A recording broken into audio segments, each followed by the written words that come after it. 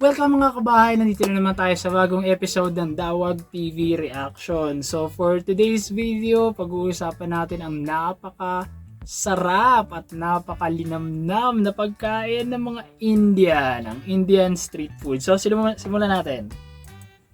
Ito si Kuya. Ayan, dinukot. Sinalok-salok na ng kamay. Ano to? Palamig. So may ano, ang tinalo, parang ice candy. Parang siyang ice candy na may gulaman. Ayo nga, so ice candy na may gulaman. Pero sinalok-salok lang ng kamay. Oh, wala ba silang mga baso dyan? Ayun, sinalok-salok ulit. Sige kuya, isalok mo. Ang lupit nito, no? Ang lupit nito kasi tayo, baso gamit. Bihira ang Pilipino. Nagkakamay tayo kumain, pero bihira ang Pilipino na sumasalok ng liquid, eh, no? Pero sila kayang-kaya nila. So, tara. Ayan ulit, o gulaman. Nilagay sa plastic, pula, dilaw. Yan, kinamay-kamay lang. Gulaman ba talaga to? Ano kaya to? Kinain ng apoy. Ano yan? May dahon, may apoy, may kung ano man. Umuusok. Sige, subo mo. Yan. Kinamay, nilamutak. Yan, hinalo-halo. Yan.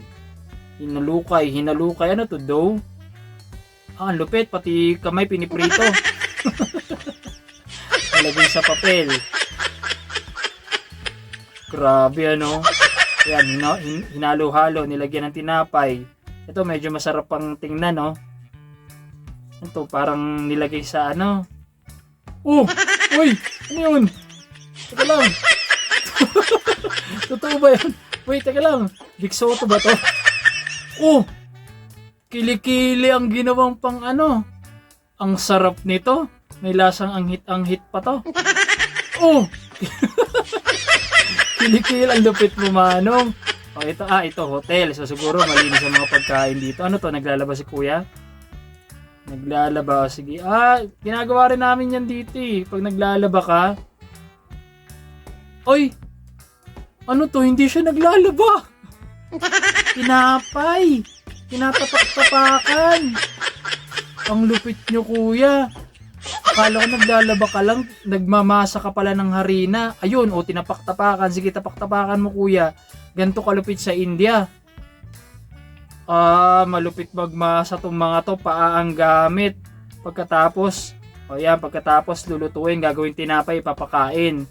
So, para ka na rin kumain ng alipungan yan. Ayan, ang lupit, no? Napakagaling. Ito, ewan ko kung ano to. CR.